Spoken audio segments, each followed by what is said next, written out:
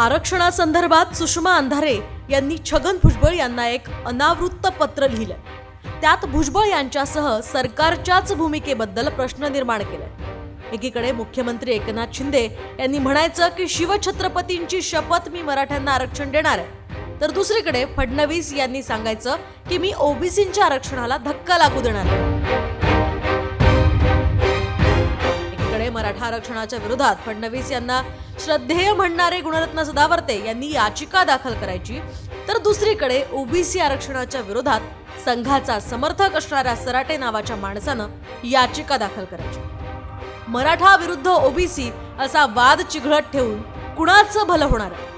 आर्थिकदृष्ट्या दुर्बल असणाऱ्या सगळ्या जातींनी आपापसात भांडत राहून तरण्या बाण पोरांवर गुन्हे दाखल करून घेत गाव शहर समाज किती दिवस पेटत ठेवायचा, असा परखड प्रश्न त्यांनी उपस्थित केलाय. सुषमा अंधारे पत्रात म्हणतात, प्रिय भुजबळ सर, हा फोटो तुम्हाला आठवतो का?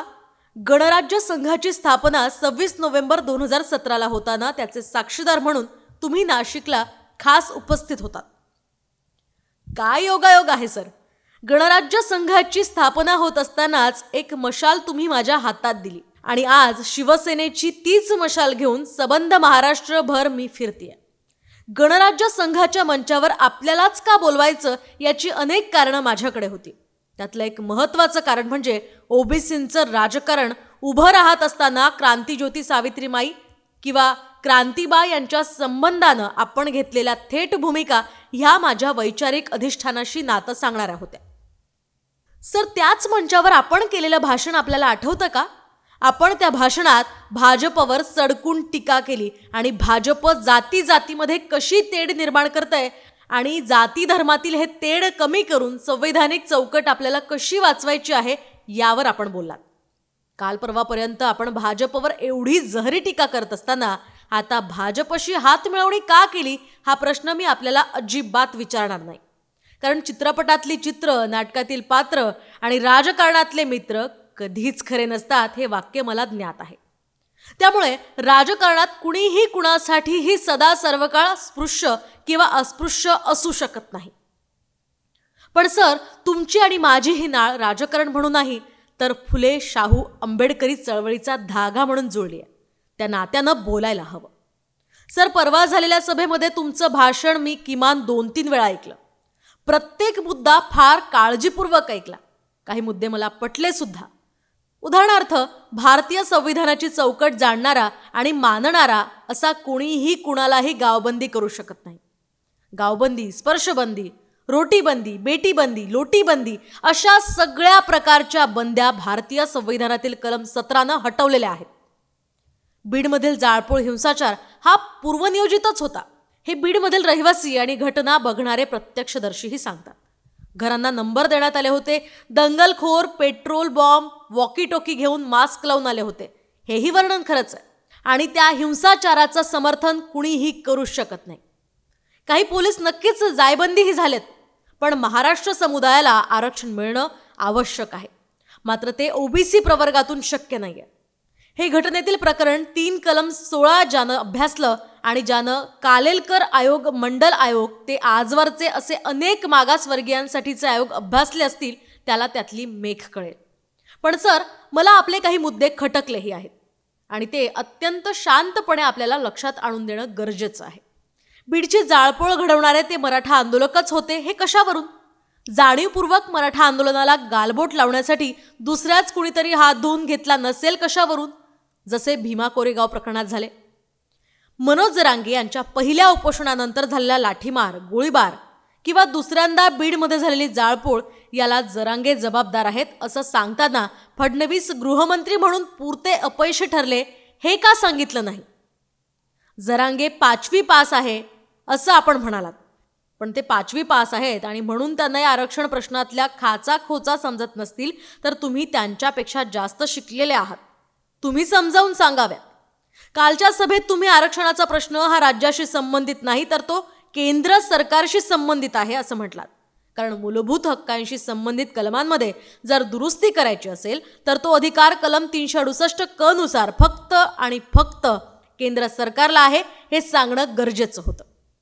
तामिळनाडूमध्ये 50% जास्त आरक्षण का आहे, कसे आहे, ते कोणत्या परिस्थितीत झाले आणि तो कायदा नंतर 9व्या परिशिष्टामध्ये कसा समाविष्ट करण्यात आला, हे आपण जरांगे यांच्यापेक्षा जास्त शिकलेले आहात या नात्यानं तमाम ओबीसी आणि मराठा बांधव दोघांनाही समजावून सांगणं अपेक्षित होतं.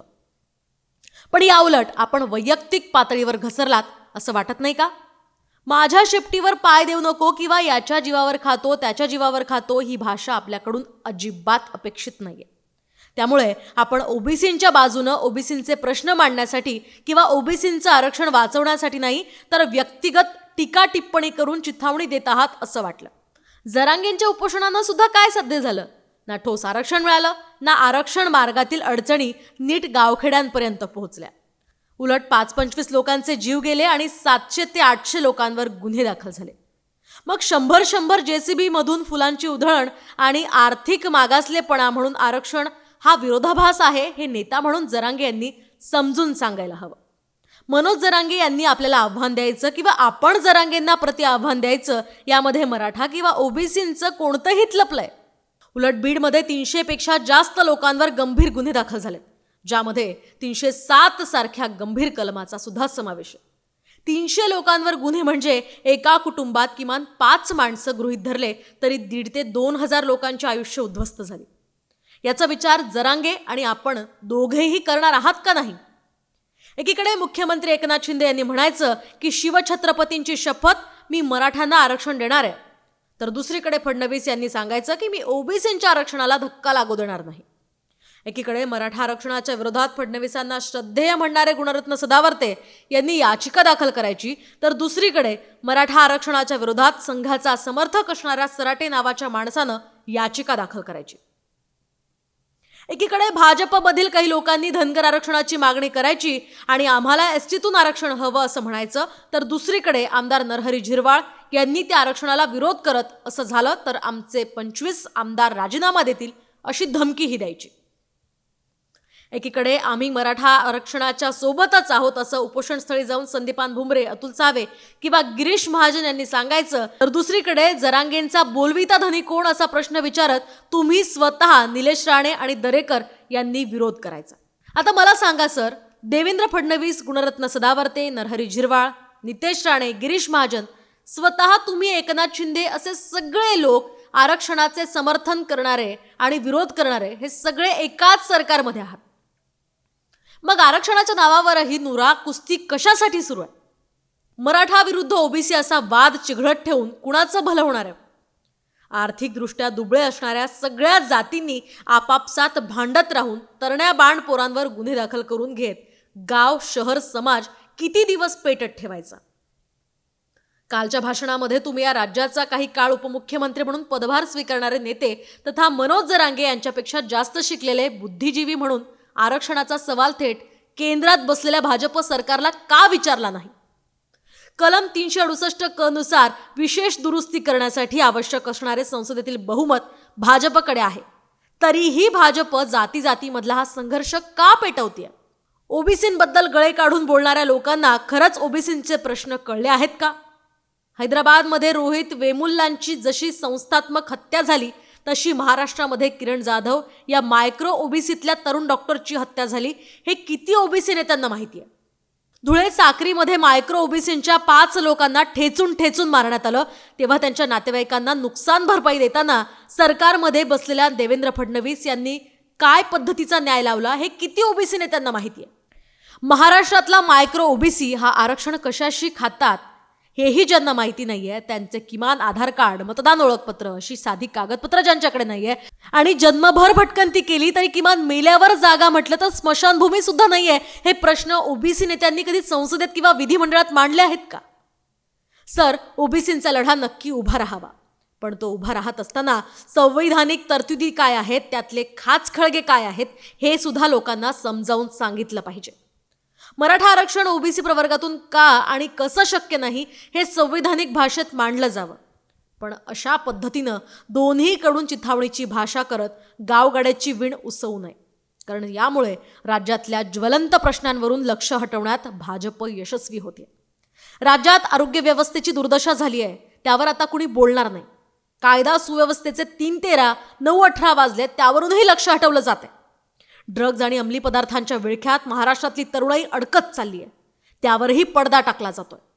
महिलांची असुरक्षितता, शेतकऱ्यांच्या आत्महत्या, बेरोजगारी, कंत्राटी भरती, सरकारी क्षेत्रांचं खासगीकरण या सगळ्याच चर्चा झाकोळल्या जात आहेत.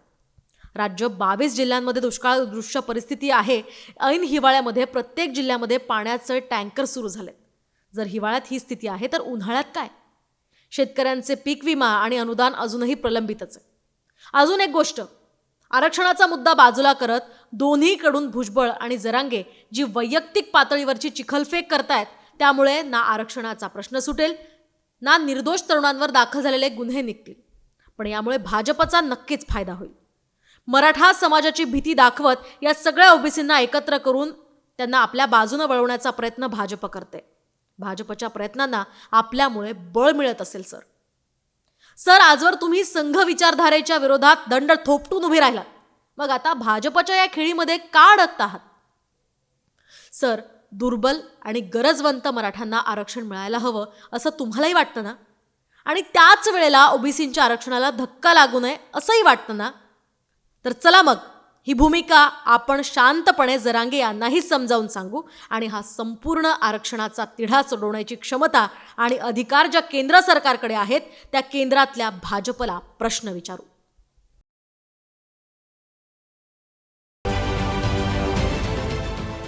देश विदेशातील प्रत्येक घडामोडींचे लाईव्ह अपडेट मिळवण्यासाठी आता साम टीव्हीच्या सर्व सोशल मीडिया प्लॅटफॉर्मला लाईक, फॉलो आणि सबस्क्राईब करा. तसंच सर्व नोटिफिकेशनसाठी बेल आयकॉन प्रेस करायला विसरू नका.